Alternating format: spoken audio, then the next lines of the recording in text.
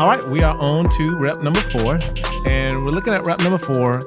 We have the design pattern of Egypt. Now, Egypt is a ton to read. I put it in the notes if you want to read it. Like if you're unfamiliar with the Bible, I never want to assume that people who read this or who watch this podcast either know the Lord or already know the Lord. So I wanted to provide some context for Egypt, but it's a lot to read. So we're not going to read all of it. But because most of us have a familiarity with most believers have a familiarity with Egypt, in that the Lord, they were enslaved to Egypt, and then the Lord bought them out. So chapter 1 talks about how they got enslaved. Chapter 14 talks about how they bought them out.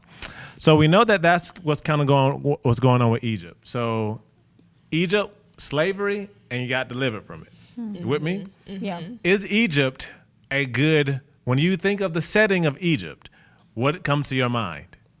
Slavery. Yeah, slavery. Yeah. Being pushed down and oppressed. So is Egypt overall a good thing? When you think of that main theme, when you think of just that right there, okay? Yeah, no. No. not Just that. from from that right there. Now no. there is deliverance from Egypt, but so let's read. We're going to read 4, and we're going to continue to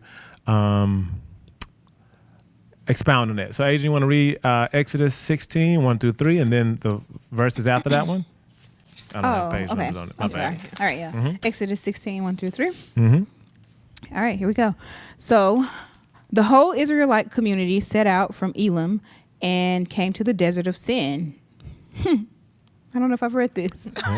Just straight up, the desert of Sin, which is between Elim and Sinai, on the 15th day of the second month after they had come out of Egypt.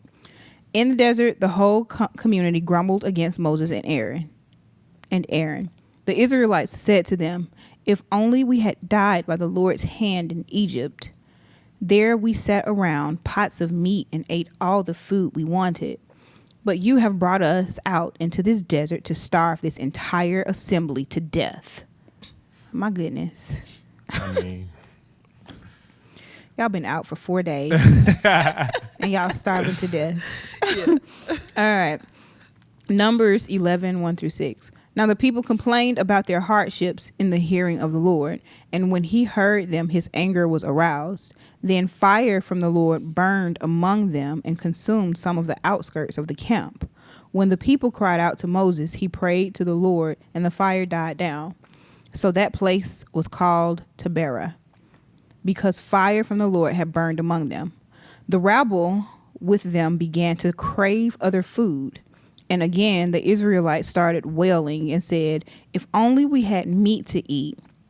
We remember the fish we ate in Egypt at no cost. Also the cucumbers, melons, leeks, onions, and garlic. But now we have lost our appetite. We never see anything but this manna." Now there was a famine in the land. Genesis 12, 10 to 13. And Abram went down to Egypt to live there for a while because the famine was severe. As he was about to enter Egypt, he said to his wife Sarai, "I know what a beautiful woman you are. When the Egyptians see you, they will say, 'This is his wife.'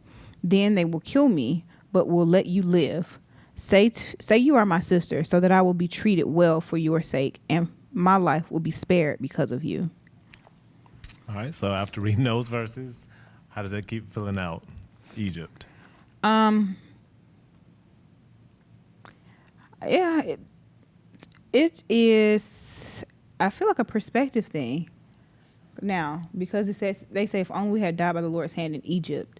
So these people, this bondage of Egypt, I guess in Exodus, is so enticing. So there were things that they received in Egypt. Egypt did have, like, they go on to name, they start naming all kind of food. They're like, we had meat and cucumbers and melons and leeks and onions and garlics and greens, beans, tomatoes.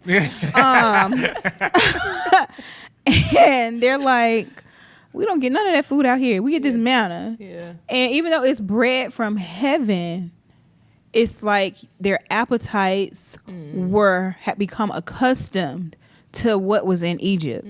So this seems to be a place that was rich in something. Yeah. Rich in material wealth, rich in like land, like rich in possessions and things. however, very deprived of the Spirit of the Lord. Yeah. Yeah, that's good. And the compassion and the love of the Lord. Mm-hmm. But then, and I think that is affirmed even more when Abram is like, listen, they're going to try to take you, girl, and they're going to kill me. Yeah. And so it doesn't look like it's a safe place. Yeah. It looks like it's a place that's ruled by hard people who find their authority in what they have. Yep. That's good. So yeah. Yeah, I was gonna add. It seems to me like Egypt kind of represents where you can fulfill your own desires apart from the Lord, because they're trying to fill their stomachs Yeah.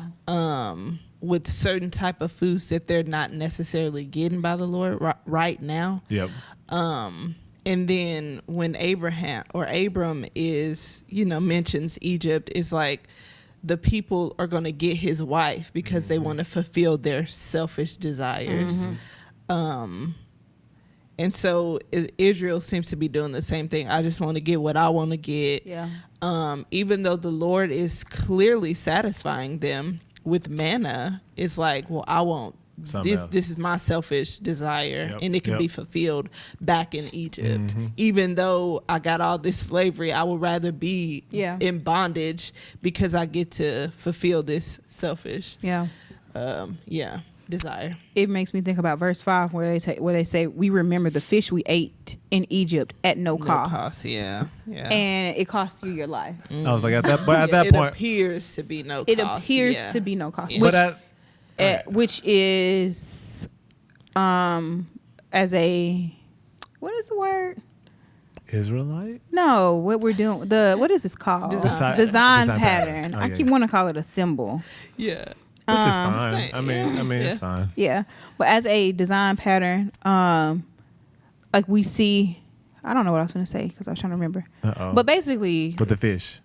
Well, no, not the fish, just Egypt as being that place, or them where they're talking about Egypt at no cost, and how we see come into the New Testament how sin has a cost, and you get these things, you get cucumbers and melons, maybe appearingly more like this is so good. Cake, and ice cream, So if I were to summarize that, Egypt is the place you go to get your desires met. Yeah, Didn't have that perspective. But it's very clear as you say that. But I think the reason why they're getting their desires met is because Egypt, if you look at each one of these, is a place you go when things get tough. When they set out to the desert of sin, in the desert they grumbled against Moses, and they were thirsty right before this chapter, if I'm not mistaken, and they had everything they could eat. It got hard in the wilderness. In Numbers chapter 11, the people complain about their hardships. So Egypt is where you go when things get hard. Genesis chapter 12, now there was a famine in the land. Egypt is where you go when things get hard. You get your desires met. But there's always a cost. Does anything good happen when people go to Egypt? No. So just keep that in. Whenever you see Egypt in the Bible, it's like, wait a second. Yeah. Uh-oh.